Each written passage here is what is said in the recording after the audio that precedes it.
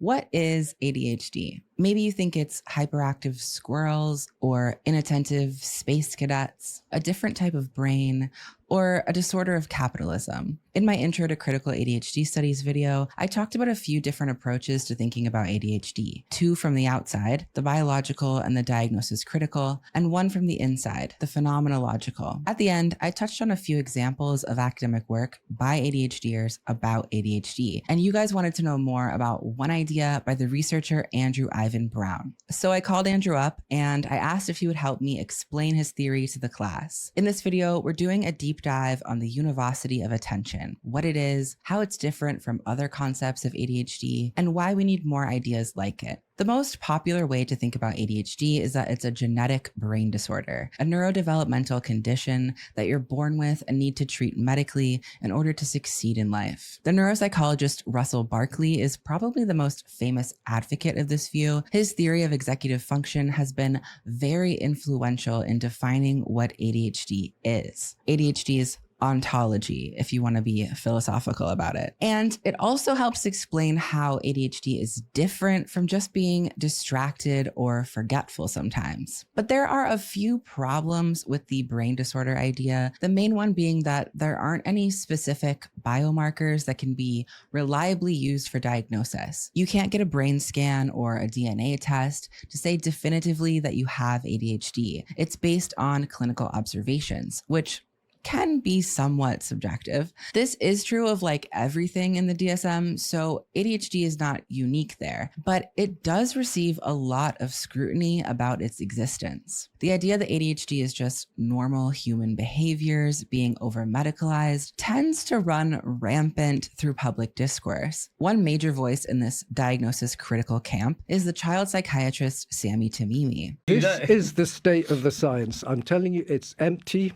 That's why you can't get a test for ADHD. And my prediction is that we will never find anything because we don't have a place where we can anchor what we call a case.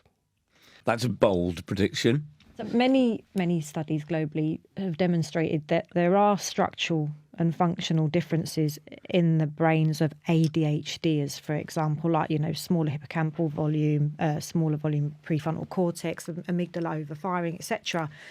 Are you They saying... haven't, no. In response to skeptics like Tamimi, you could say we'll find the biomarkers eventually. The science just isn't there yet. And maybe that's true. I don't know. I can't see the future.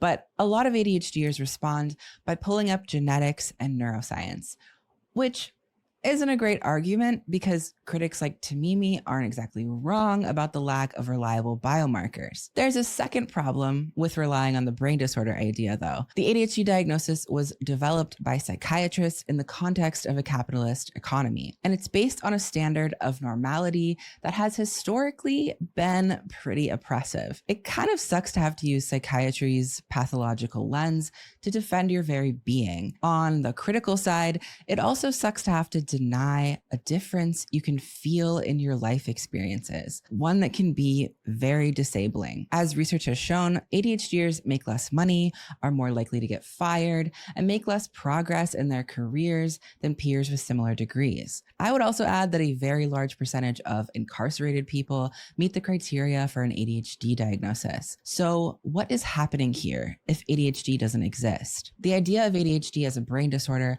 has its issues, but it's much better than viewing ADHD traits through a moral lens as character flaws, basically. Arguing that ADHD doesn't exist risks denying the very real material harms that people face when they don't meet capitalism's standard of normal functioning. So where is an ADHDer supposed to go when they're critical of psychiatric power, but at the same time can't deny their own disability? How do we advocate for ADHD in a way that is critical but also affirmative? I wanted to think about this notion of affirmation, not in the sense of like ADHD strengths or superpowers or positives of ADHD, but I wanted to think about it more in the sense of like ADHD existing as its own way of being in the world. Most, quote unquote, ADHD experts in like psychiatry, they're so mired in the pathology paradigm. And so they present ADHD as this like well-established scientifically legitimized disorder. They advocate for ADHD and they say that ADHD exists. But the basis for them to make these claims about ADHD existing is because they conceptualize it in the negatives. That is, they perceive ADHD as a negation of something. They don't perceive it as actually existing in its own right. As a starting point, he looks at the history of autistic self-advocacy, which tends to be much more critical of psychiatry without totally disavowing it. The issue for autistic self-advocates is not necessarily the brain research full stop, but who is doing that research and who that research is benefiting. Nothing about us without us, right? Andrew argues that one reason autistic self-advocacy has been able to become critical yet affirmative is because it developed outside of psychiatry, on message boards and in autistic spaces, where ADHD self-advocacy began with psychiatrists like Ed Hallowell and John Rady writing self-help books in the 90s. This developed into an industry that used psychiatric knowledge about ADHD to sell advice on how to manage your Ferrari brain for business purposes. You've got a Ferrari engine for a brain. Your brain is one amazing, powerful engine. But you've got a problem. You've got bicycle brakes. And that's going to get you into trouble. You're going to crash and burn. And I say, but I'm a brake specialist. So I'm going to help you learn to control this amazing engine so that you can win races, so that you're a champion in the making. Andrew writes, This set the tone for all future ADHD self-advocacy, one that is always reliant on psychiatric power. If an ADHD individual wants to discuss self-advocacy, they discuss it within the self-help framework. self-help is not really my thing, but I love sociology.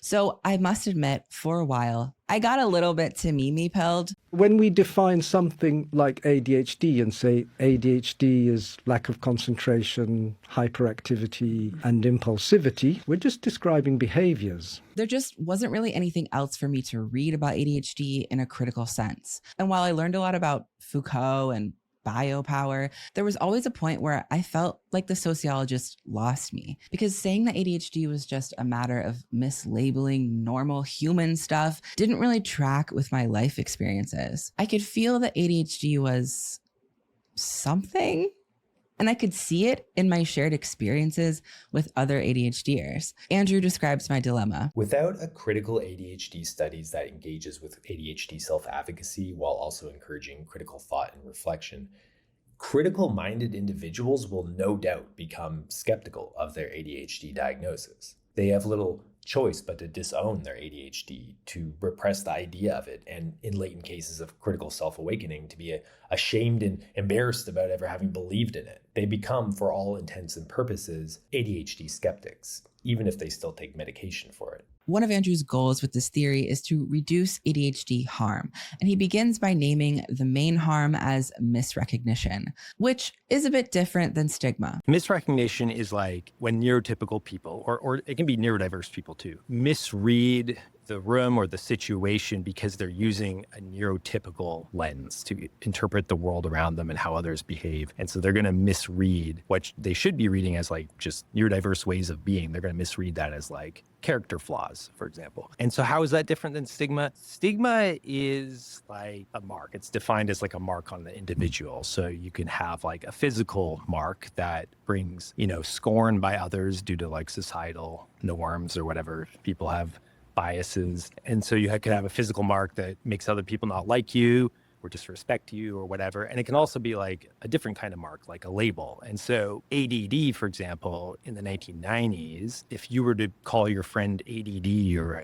an ad case or they have ADD, it was kind of like an insult, like, oh, you're being an idiot or you're being impulsive or something like. And it's almost like the label, having that label attached to you as like being a person with ADD or whatever, brought with it stigma and scorn from others. This is usually what the diagnosis criticals are concerned about, the stigma that comes with labeling.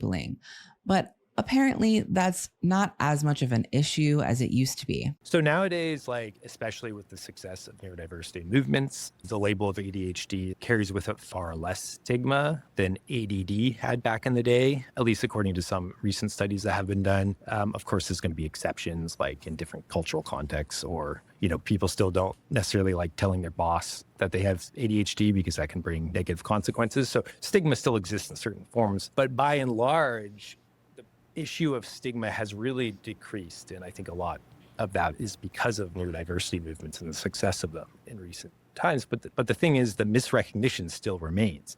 Like, it's still so common to view someone with ADHD as stupid or lazy or whatever. The difference is that nowadays the label doesn't really have anything to do with it. It's almost the opposite. Like, if someone doesn't know that you're an ADHDer, or they don't really understand why being an ADHDer explains why you do or why you might do X, Y, Z in this or that situation, it's so easy for them to misread it through a neurotypical lens. One kind of misrecognition that happens a lot with ADHD is equating it with the distraction that everyone is supposedly struggling with now because of social media and video games and those damn phones. It's easy to say that ADHD is just a disorder of capitalism because it looks a lot like standard consumer behavior, chasing novelty, multitasking, and avoiding boredom at all costs. Andrew argues that the reason for this has to do with how, historically, ADHD grew out of a series of generic labels given to children who didn't fit more specific diagnoses. Labels like feeble-minded,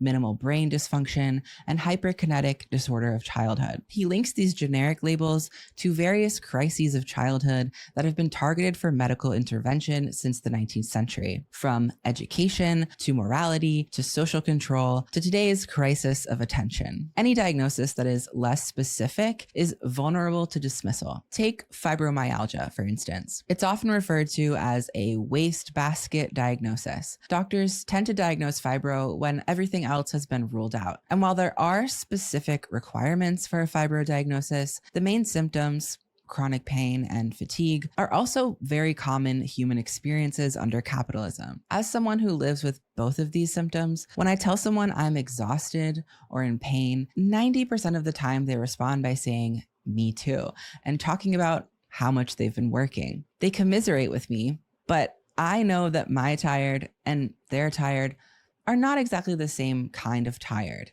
It's not surprising then that fibromyalgia has become a highly contested diagnosis, and researchers have been working on specific theories like central sensitization that can differentiate fibro pain from general pain because they connect it to a specific process that causes the chronic pain of fibromyalgia. Generality makes fibromyalgia, like ADHD, vulnerable to dismissal. Again, Andrew compares the history of ADHD to that of autism, which I think is really interesting. He points out that one of the goals of autistic self-advocacy has been making the autism diagnosis less specific. A lot of autistic self-advocates focus on dispelling stereotypes about autism that rule out too many autistics, like the idea that autistic people can't make eye contact or understand metaphors. Conceptually, the autism circle was too small, and self-advocates have been trying to widen it a bit. But ADHD's circle was already pretty wide, so one of the main things ADHD self-advocates focus on is specifying. A lot of ADHD discourse is about how to differentiate ADHD from regular old distraction. And one of the main ways self-advocates do this is with Russell Barkley's theory of executive dysfunction. Good morning, everybody. It's Russ Barkley here, doing my best to look like Santa. Had a party for 40 friends last night and consumed just about everything in the house, alcohol included. So I'm a little foggy this morning, perhaps a little cognitive disengagement syndrome. But I'm about to go off and play golf with my friends, so let's get this going. In the 90s, Barkley wrote this book, ADHD and the Nature of Self-Control, which lays out his theory that ADHD is not a disorder of attention, but of self-regulation. Barkley was inspired by the mathematician, philosopher, and science communicator Jacob Bronowski, who was famous for a BBC series on the history of humanity called The Ascent of Man. Man is a singular creature. He has a set of gifts which make him unique among the animals, so that, unlike them, he is not a figure in the landscape, he is the shaper of the landscape. In the intro to his book, Barkley says it was a paper by Bronowski that gave him the epiphany that sparked his theory of EF. Bronowski argued that human language is different from animal language because it can be internalized. You can think thoughts to yourself, which creates a sort of mental space where you can pause and reflect before you act. This internal speech also allows you to think about the past and plan for the future. This is Berkeley's foundation for his entire theory of how ADHD develops. And he thinks ADHD has a lot to teach us about human functioning in general, hence the title of the book. Berkeley has very strong ideas about what it means to be human that come through in his writing, and that I think get taken for granted as universal truths when they're really political and philosophical ideas. For instance, he believes that what separates us from animals is our capacity for self-reflection, organization, and planning, which all fall under the umbrella of executive function. It's a wonderful thing that humans have,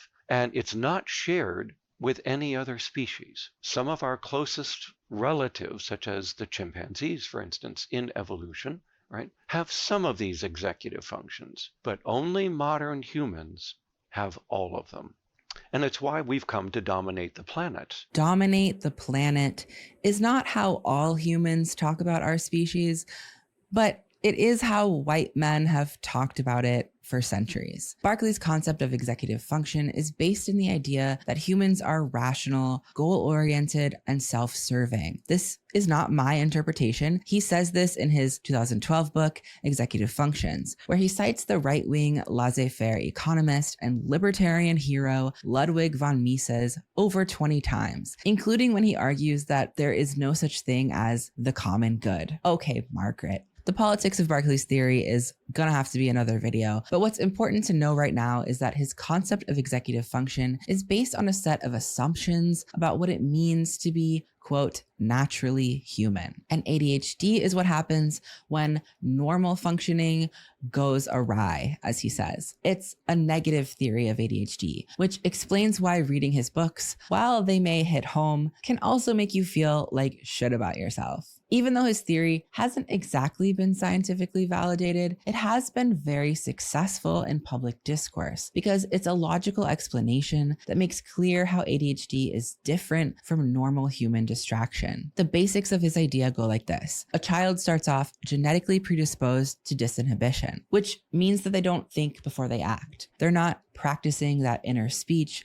that allows for self-reflection. This leads to issues with working memory, which unfolds into issues with planning and time management, all of which circles back around to cause even more problems with inhibition and self-control, like a big ADHD Ouroboros that reinforces itself over time. Berkeley's theory shows against the skeptics how garden variety distraction that every human experiences is not ADHD because it doesn't unfold from this specific imminent process. You and I might both get distracted by our phones, but if your distraction is not a result of this pattern of development that begins in childhood, then it's not ADHD, according to Berkeley's theory. But again, ADHD only exists for Berkeley as a negation of normal human functioning, not as a thing that exists in itself. What I was trying to do with the Univocity of Attention is kind of flip Russell Barkley's theory of ADHD on its head.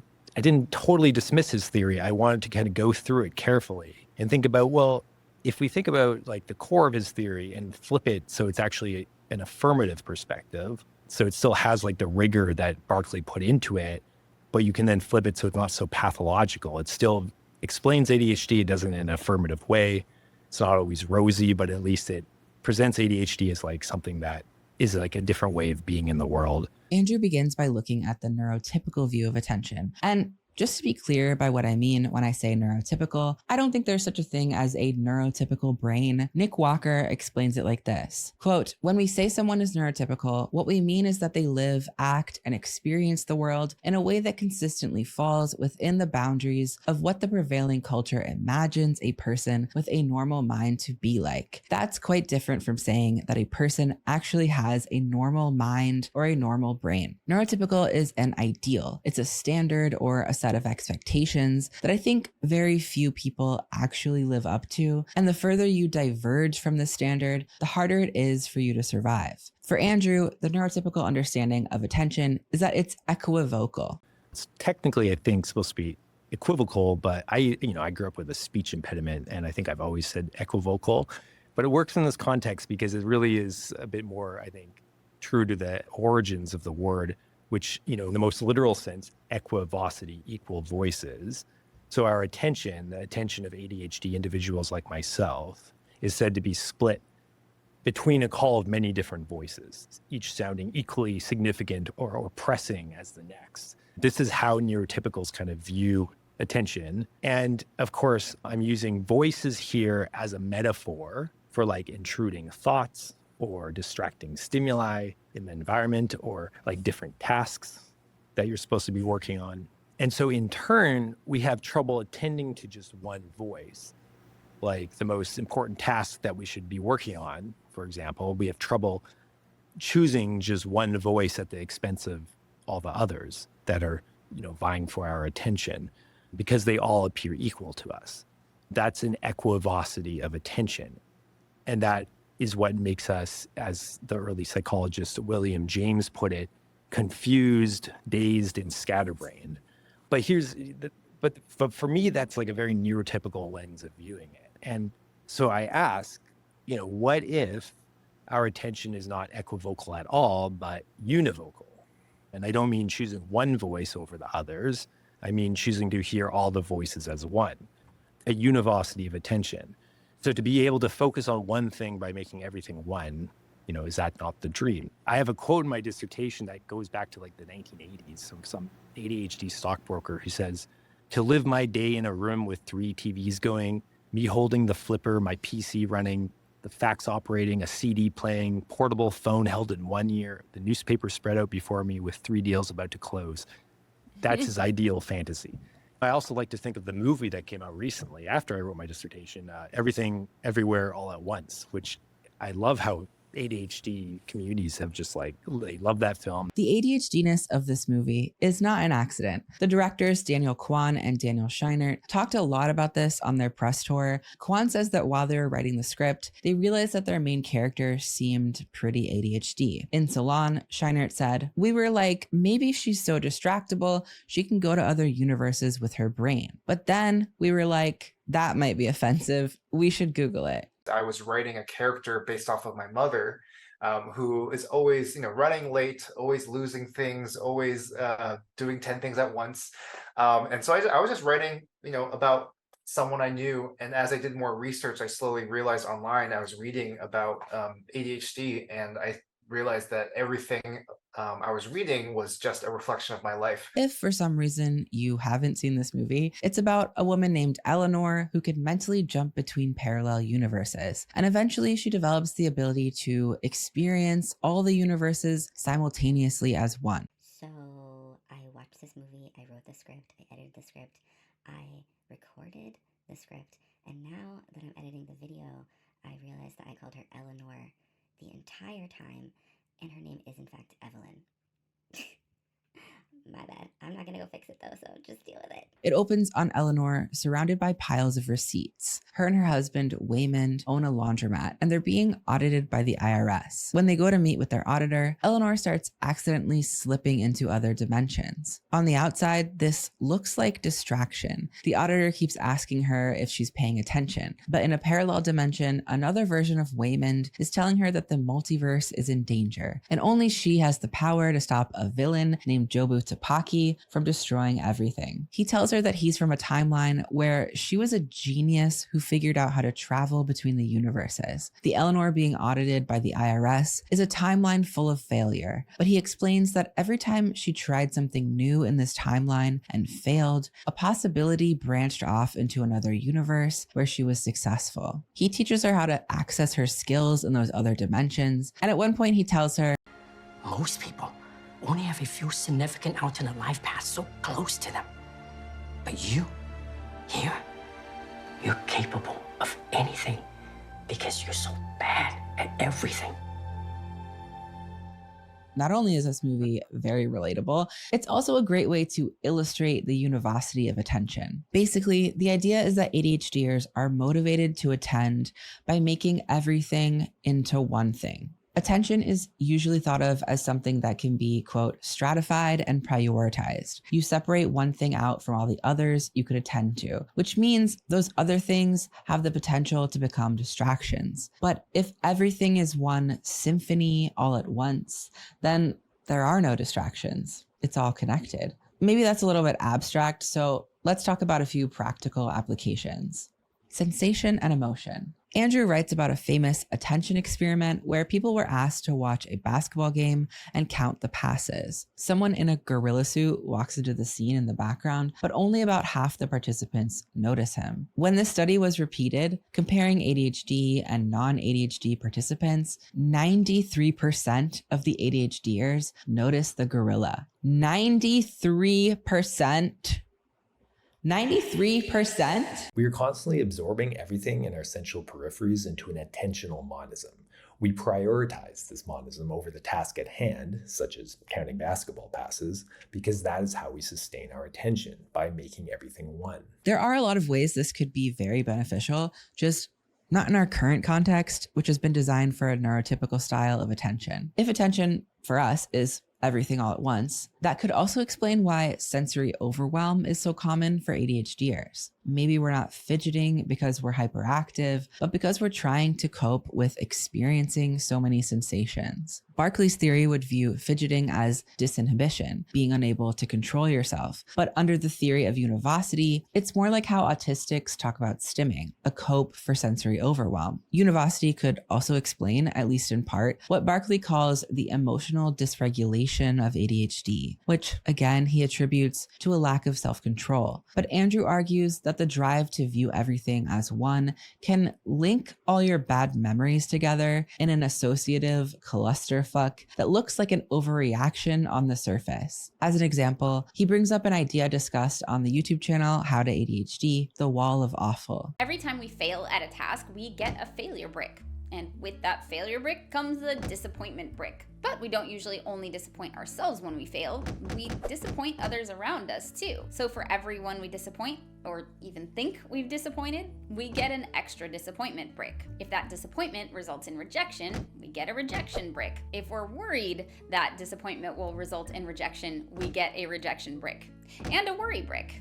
Eventually, all these different bricks pile up to become a significant emotional barrier to doing that task again, a wall of awful. I just start linking all these different memories or ideas about, oh, this situation, that this happened, and all these like terrible memories all just happen. They're all connecting together, this like hyper associative mess, this univocity of attention, but it's a bad thing because it all it all comes together all at once, and it just like totally paralyzes me with like emotional overload. And I like thinking about it that way because to me, that is, in my experience, what actually happens a lot of the time in those circumstances. To be able to say this is because of ADHD and explain it in a very careful way why it's connected to ADHD for me, I think that's super helpful for me versus just being like, oh, I have problems with emotional regulation because I have ADHD. It's like, what does that even mean? Creativity. Andrew's work builds on existing ADHD literature, which he tests his theory against. In this part, he brings up a quote from Driven to Distraction, the book that popularized adult ADHD in the 1990s. Quote, "I always feel as if describing how I feel and think is too complicated. It's as if I hear the whole conversation in advance and I know all the twists and turns it will take before they happen.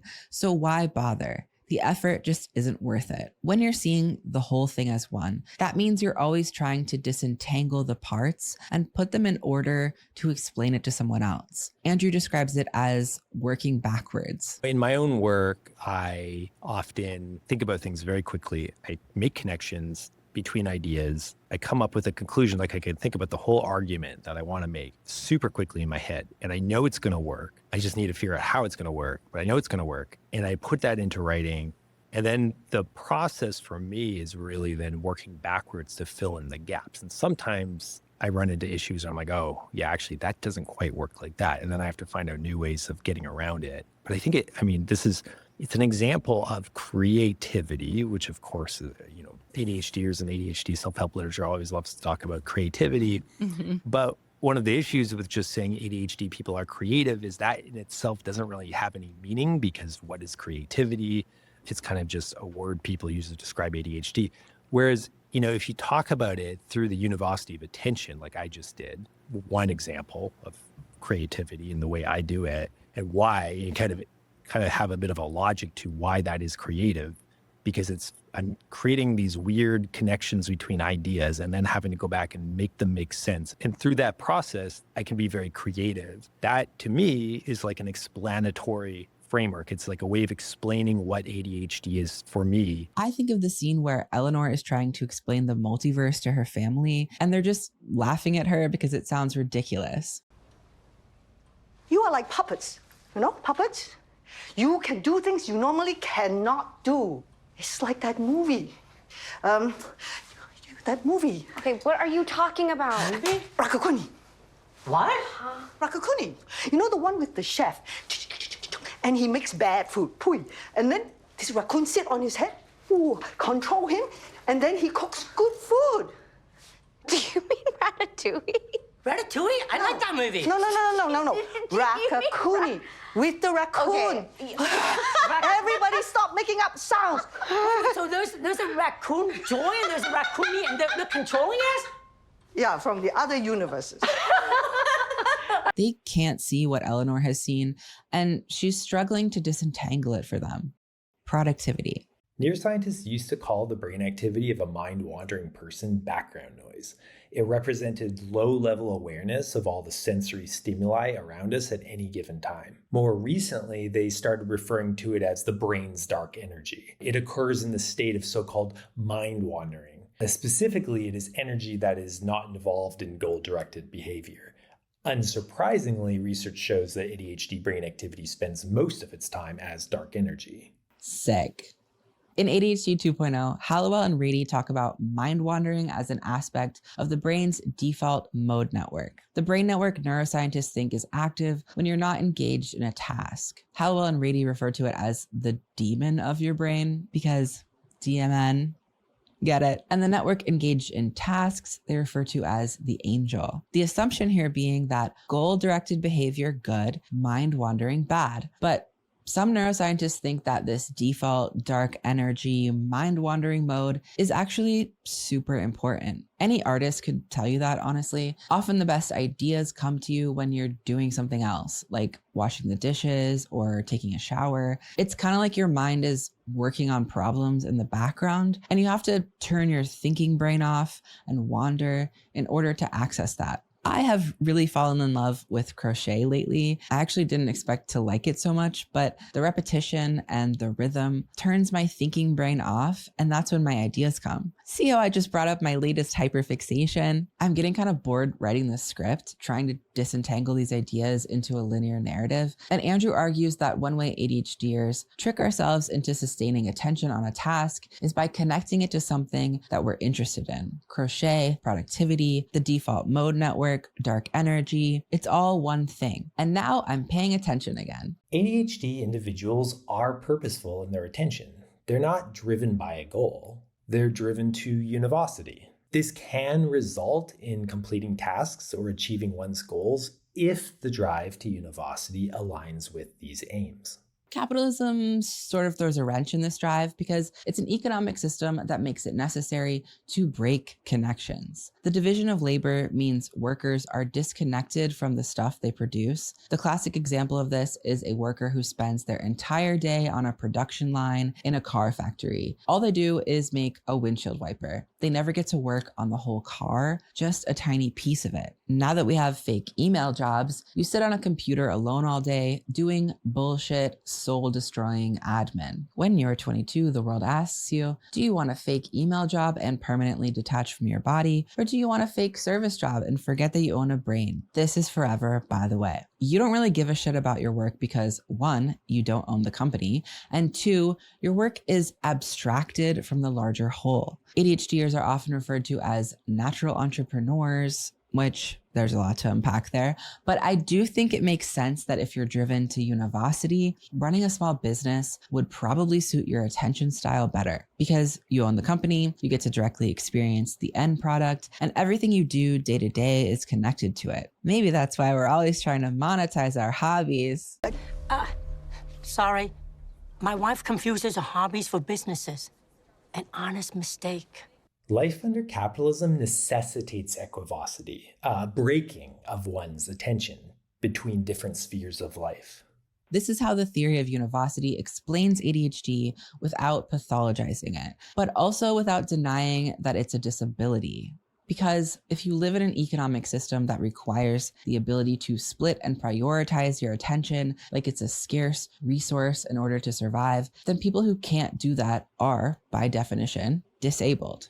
Organization. There's this Andrew Huberman clip where he talks about the ADHD pile system. They will take many belongings, and this could be in the kitchen or in their bedroom or in their office or in any space, and they will start piling things up according to a categorization system that makes sense to them and only them. He says there's no logic to it and it doesn't work. And he got kind of roasted in the comments for this. ADHDers were like, actually works fantastic as long as nobody touches anything. My piles work just fine. It's other people who don't like them. Huberman is viewing the piles through his own neurotypical lens, where organization means splitting everything up neatly into different compartments. But ADHDers don't work like that. If everything is connected, then it all goes in a pile together. This is probably why we go through so many planners. A planner is designed for a neurotypical attention style. You split up your day into discrete chunks, stratify, prioritize, A to B to C. We try this over and over, but it never ends up sticking because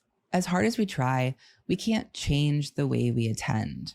Barkley's advice for dealing with executive dysfunction is externalizing the processes we are supposed to be able to do internally, like time management and organization. Make a to-do list and get a watch, or maybe a wife, as one 2013 self-help book put it. But this is still trying to adapt ourselves to neurotypical or equivocal attention. In advanced liberal societies, we are taught to believe that humans are capable of self-governance through naturally evolved forms of internal cognition.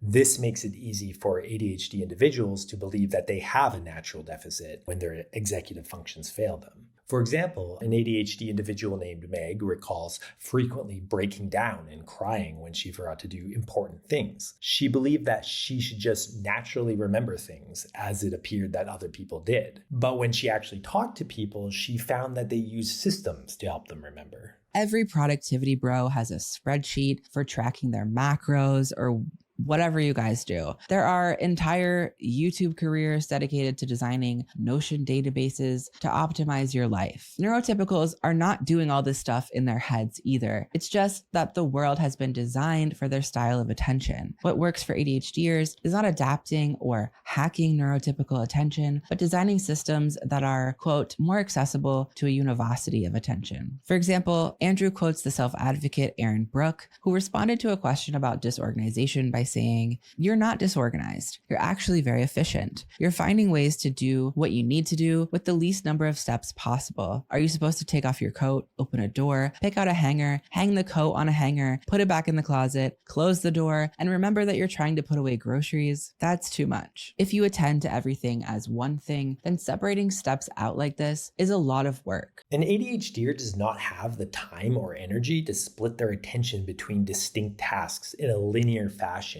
Everything needs to be done in one single motion. This is why the solution a lot of ADHD self-advocates propose is putting a coat rack right by the door and using clear catch-all bins for the stuff you're inevitably going to leave in a pile on your way in. This is precisely what Meg did after learning that neurotypical people use exteriorized systems to organize their lives as well. Once she had the system in place, she found that her memory improved.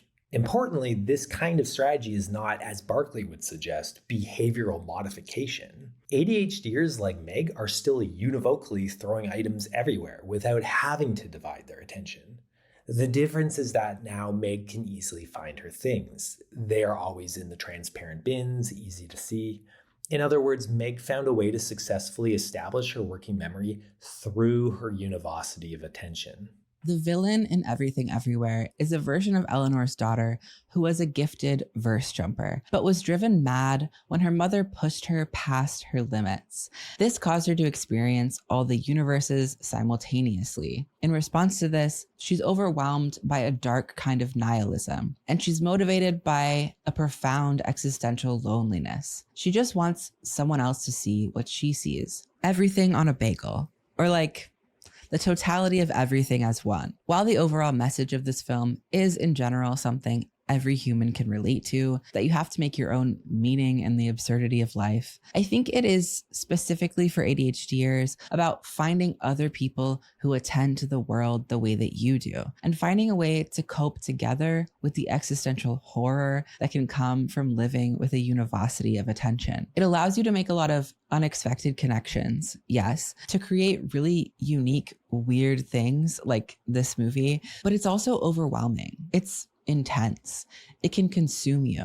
And contrary to skeptics like Tamimi, who don't see any value in ADHD as a diagnosis or a category, I think it's very important to have a word for a shared way of being in the world so you can find people that you don't constantly have to explain yourself to, other people who get it.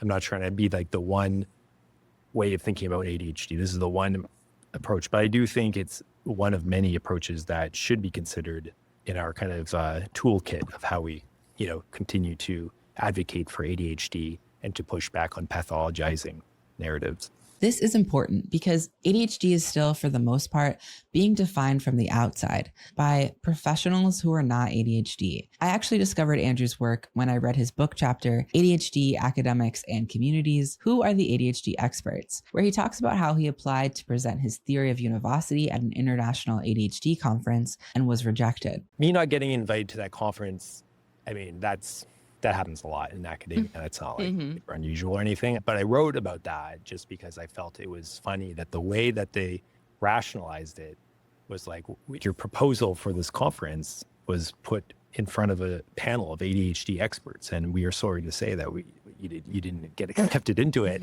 And it's just a funny way of phrasing it. Like, we are the ADHD experts who decide who gets in and who doesn't. An ADHDer wrote a theory of ADHD, and the ADHD experts who don't have ADHD decided it's not ADHD enough.